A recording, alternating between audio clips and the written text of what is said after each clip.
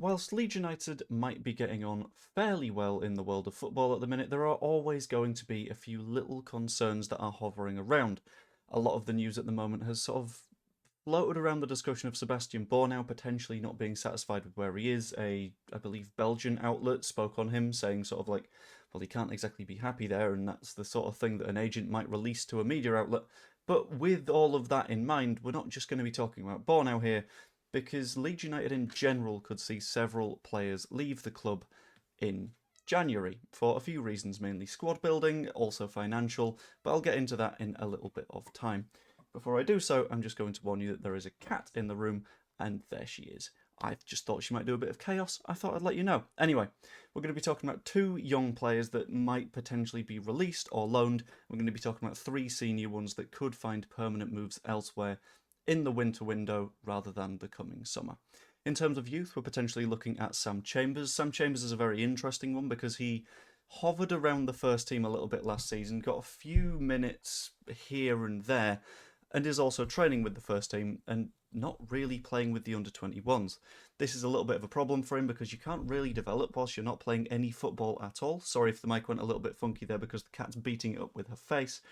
So maybe for his development, he finds a move. That could come in the form of a loan to maybe a League One lower championship side, depending on where we think his level is, or it could come in the form of a permanent exit. At this point, our young players we need to be looking at and thinking, are you potentially going to be a Premier League standard player at some point soon?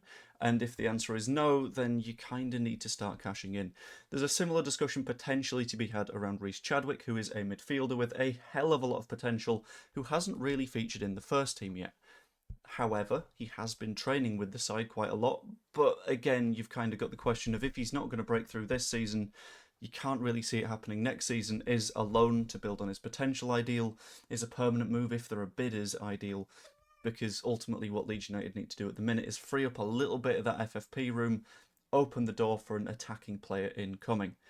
Where the majority of that money is potentially going to come from, however, is your senior side. Senior players are obviously a lot more experienced, have played senior football before, and will therefore potentially bring in slightly bigger fees. So I've got a list of three players that could potentially go. The third one is maybe a little bit of a controversial one that there needs to be a bit of a conversation around. The other two you might predict. So the first being Sebastian Bornau. Bornau I discussed a little bit earlier, being potentially not super happy with his role at the club at the moment. With his role at Leeds United effectively being fourth choice, maybe fifth choice centre back, there's a little bit of a question mark as to what he was sold when it came to Leeds United. Beale was being brought in at the same time. We had Pascal Struijk already at the club. We had Rodon already at the club. We had Ampadu, who had played a hell of a lot of football last season at centre back. Now you might assume, well, okay, but we would have assumed that Ethan Ampadu is going to be a midfielder this season. In that case, it still takes at least two injuries for Bornau to sneak into the side. Maybe he was told we'll play a bit more with three at the back. Maybe he was told it'll be two at the back, but the moment there's an injury, you'll be in there. It's a big question mark, but when it comes to it, Bornau is the kind of player that is going to want to be breaking through, potentially being on the radar of his international team with a World Cup in mind. It's not going to be the easiest for him, and ultimately, I don't think he's going to get there, but he's going to want to play a fair bit of football. It would be out of the ordinary to sell a player within 6 or 5 or whatever it will be months of signing them, but ultimately, I think for his career, he might see it as the best move to be playing football elsewhere, and we might look at things and go, the squad's reasonably balanced towards the back. We can put Ampadu in there if it desperately comes to it. Maybe it's time to make that change. I don't know. It's one of those where it could happen, but it's a little bit of a question mark. To be clear, for anyone that will complain in the comments, because people will complain in the comments, this isn't a Leeds United are selling these players. This is these are the players Leeds could look to get rid of, and a player that we know Leeds have looked to get rid of, and a move reportedly fell through on deadline day, Illan Meslier. Now, there was a brief period where Illan Meslier was our third choice goalkeeper, and I think currently he probably is our third choice goalkeeper. But when you dive a little bit deeper into it, there were rumours on deadline day that he'd flown out to Lorient and he ended up eventually not making that move. We're not entirely sure as to why. Apparently they might have pulled out of it, something along those lines. But there are going to be several clubs over in France towards the end of this calendar year that are looking at their squads and saying, right, okay, we're conceding far too many goals. One of those being Lorient, compared to our XG. We need to sign a new goalkeeper and one that's going to adapt quickly. Someone that has played in France before, Illan Meslier, speaks the language naturally, Illan Meslier, and has a lot of experience of first-team football, Illan Meslier, is going to be the perfect signing for a team like that. In my opinion, him going in January would be absolutely ideal, because if he doesn't go in January, it becomes a case of he leaves for free at the end of the season. There will be clubs that are desperate for a goalkeeper, and there will be clubs reaching out to him in January that are saying, look, we'll get you in the summer. If we're able to get involved in those conversations and say, look, we will offer you a big old discount on Illan Meslier because we don't particularly need to keep this guy. We need the money a little bit more.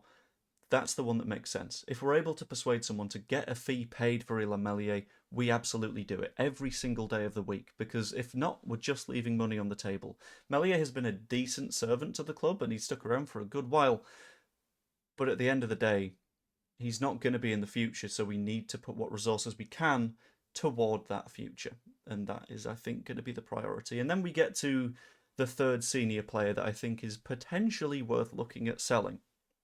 There is a fourth. It's Willy Gnonto, but I'm not going to dive into that because I think that's a topic for another video. It's a big old question mark that I've got. But there is one player that I think is very much surplus to requirements because he doesn't currently fit the system in either of his preferred positions. And for me, it's Joel Piroe.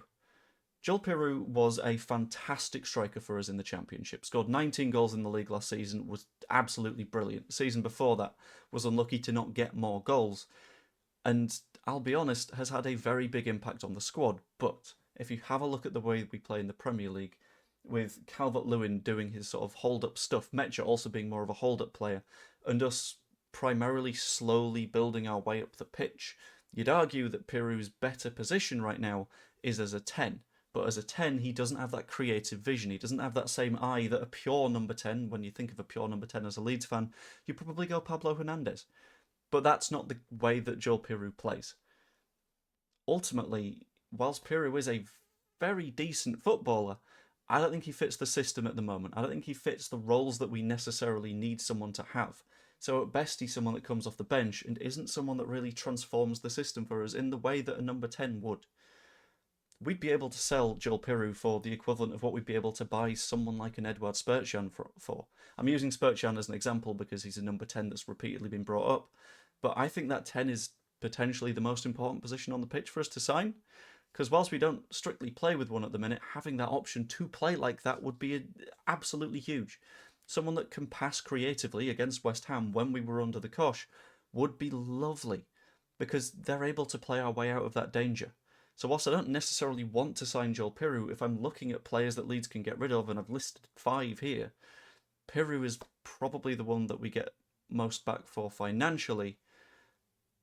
Would help his career because he can then play a little bit more football himself.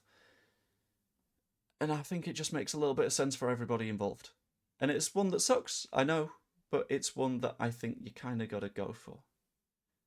Maybe.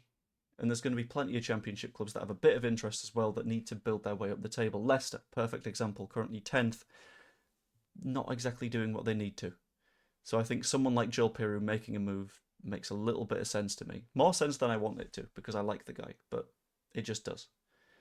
Anyway, this was a very quick, very short video. I'll be popping on again later with a stream, probably doing a little bit of Football Manager. Different save to the one I was doing earlier, but I'll explain that at the time.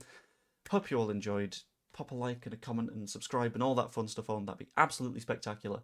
And I will see you all later. Toodaloo.